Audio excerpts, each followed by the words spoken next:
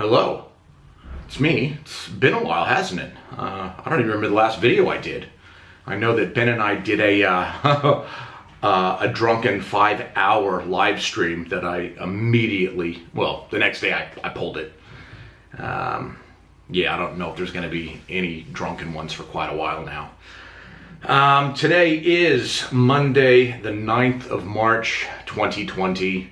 It is 12:05 p.m. Roughly 15 minutes ago, Alex walked out the door and is going to the university right across the street to do study. I have the day off from work because it is Australia. It is Labor Day out here in Australia, so we got the Monday off. And the coronavirus and the toilet paper thing is it's stupid already. But I just wanted to catch you up on what's going on in my life, because there's going to be a lot of videos in the future. A lot of great things are happening for me, but the one thing that has really kind of just thrown me mentally for a loop is a very dear friend, close, best friend of mine, Maria, was diagnosed with stage 4 bowel cancer. And I don't know, we got the news maybe a month ago or something. And yeah, like emotionally, I've been a fucking mess. I'm now able to pull it together, but man, I've cried just about everywhere there is to cry. In public, in cafes, in the car, at work. The most embarrassing one was at work, but I'm like, hey, this is gonna be happening for a while. And you're gonna see probably a range of emotions from me and deal with it. Basically, if I gotta deal with it and feel weird, then you gotta deal with it and feel weird. So yeah, we saw her yesterday. No, we saw her Saturday at the Olivia Newton-John Center, and it was good to hang. We hung out with her for like 7 hours, so it's good. I think she goes home today. Not sure yet. I think they haven't really got her chemo treatment to where she's feeling well enough to go home. So they've kind of been keeping her at the Olivia Newton-John Center until she feels better enough to go home. So yeah, that's kind of like it. That's just taken all the nice things and the good things that are happening for me, and just that's like her well-being and her comfort right now is kind of all I'm thinking about. And it's weird, it's fucked, because it's not fucked, but when you see her, she looks fine. So that's doing my head in as well. She just met somebody that she would probably marry. And I mean, I want to have hope, because everyone does. But fuck, you know, there's that what if. So there's just a lot of shit going through my mind right now. I stopped drinking so that she lives 25 minutes away, but I just want to be able to have her family call me and say, we need your help. And it wouldn't matter what time of the day it was. I could just hop in a car and go and be sober to drive. So yeah. And I told my dad I had stopped drinking on FaceTime, and he said he was proud of me, so maybe my binge drinking is a worry on some people that I had no idea was a worry on. So, and you know, I don't want to self-medicate with alcohol when shit hits the fan. I want to be able to be as sharp as I can in case I'm needed for things. To just be able to go, yeah, I'm fucking sober at any time of day, let's rock, and I'll be there. And I mean, everybody handles this stuff differently. But I think for me, the best thing to do would be sober during these. And it's not like I'm drinking every day anyways when I drank, but look, I'll admit I was a binge drinker completely. I mean, I am a binge drinker. But, you know, I try to pick and choose when I, you know, get absolutely smashed, and I'll spend the night at a friend's house, and then I'll feel like shit the next day. But I'm just trying to avoid that fully. And as a goal, I wanted to stop drinking when I was 50 anyways and just kind of live the next 25 years or whatever sober. So I can kind of start now and we'll see how we go. I'm not saying I'm quitting forever because A, I probably can't. B, I probably don't want to.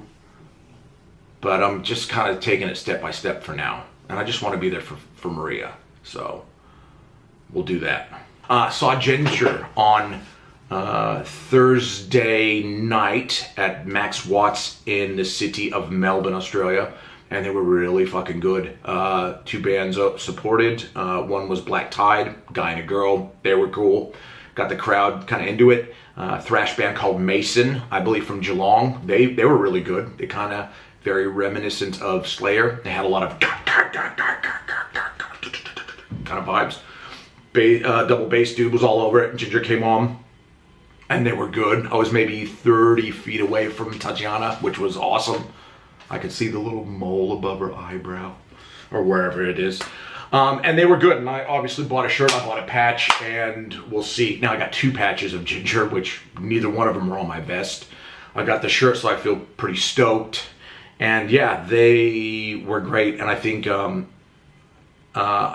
great build to see for me personally would be, and this is in no order, but Jinjer, Black Dahlia Murder, Devon, and Meshuggah.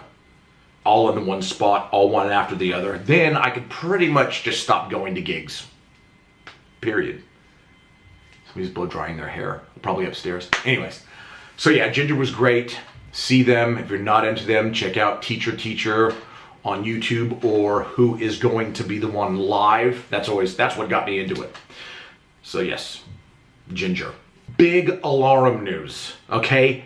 Big Alarum news regarding the forthcoming album. The gigs, they're booked. Melbourne, Brisbane, Sydney, Adelaide. They're booked. You want the dates? Can't give them yet.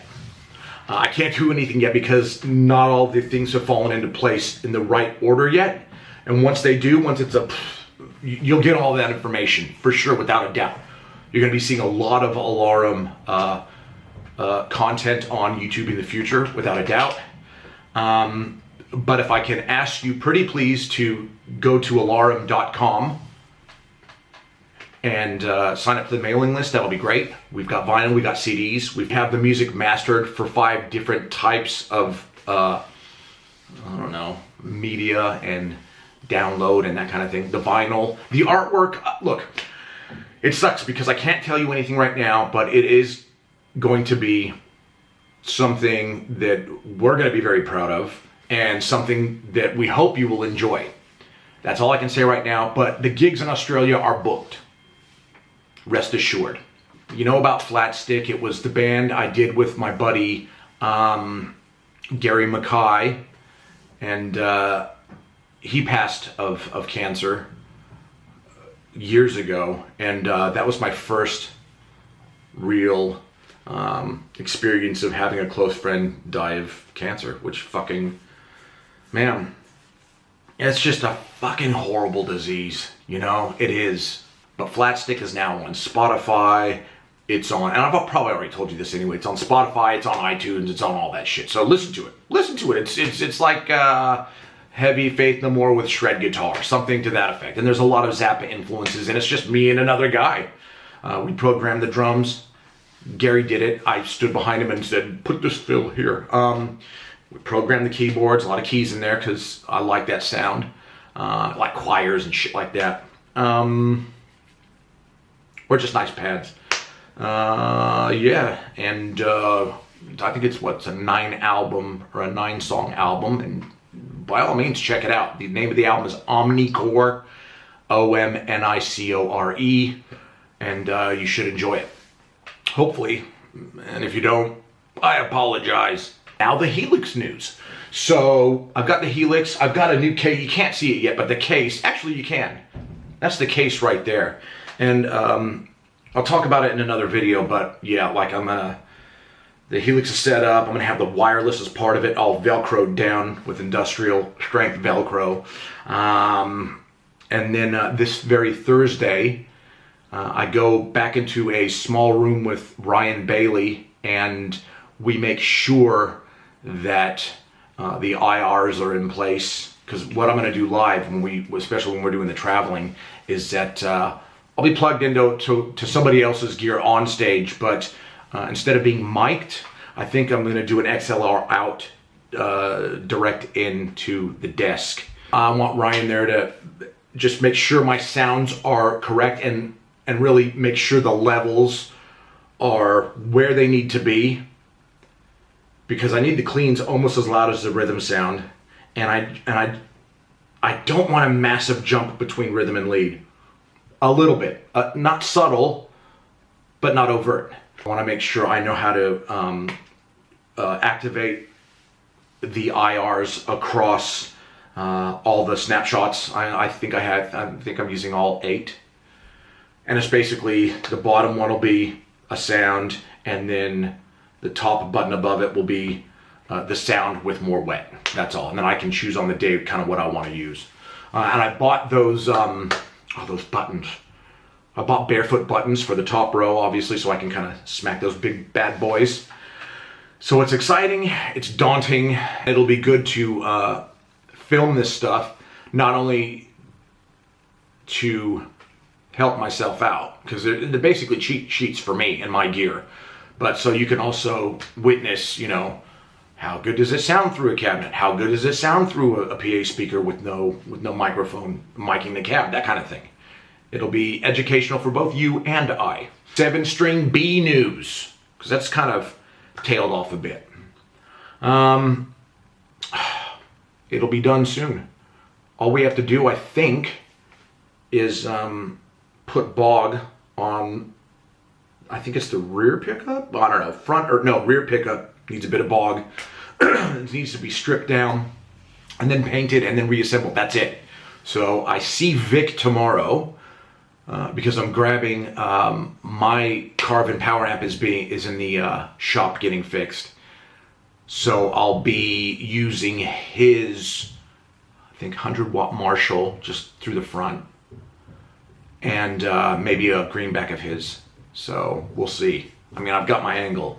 He wants to give me a greenback. I don't know why. I think I got a 16 ohm switch in the back. I tell you, for a guitar player, I am so dumb.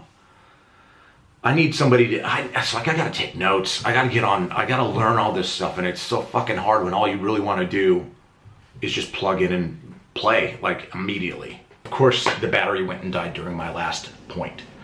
Now that I'm on top of things emotionally, I'm going to endeavor to I'm gonna try. It's so hard when you have a full-time job, a wife, and you live in a fucking 1-bedroom flat. It is hard. It's like if you're in an argument with your spouse, you gotta like get in the car and leave just to separate. Do I do that? No, I go in there and then she just walks in and it starts all over again. But I'm gonna try to do 3 videos a week. I'm gonna try, So basically, we had an Alarum meeting yesterday. There's gonna be, like I said, tons of content there. Basically, whenever I do anything remotely guitar oriented, I'm gonna film and post. Okay, so that's all I have now. The takeaway is alarum.com. Please sign up to the mailing list now. And as soon as the album's out, I'll be begging you fuckers to buy it in some way, shape, or form. That's all. All right, I see you. Peace.